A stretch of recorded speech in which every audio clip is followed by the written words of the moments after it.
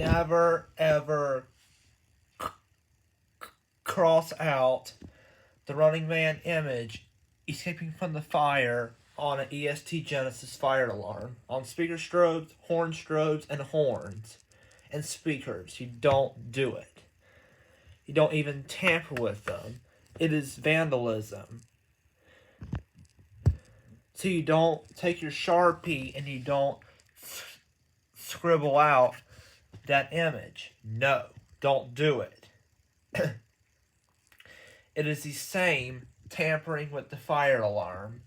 So you don't cross out the Running Man image.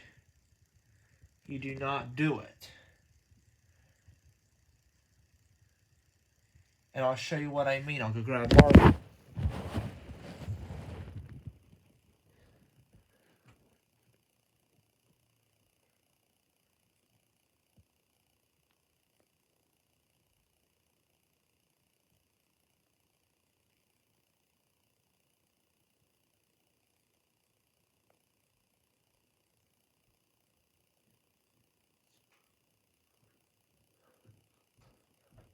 So you don't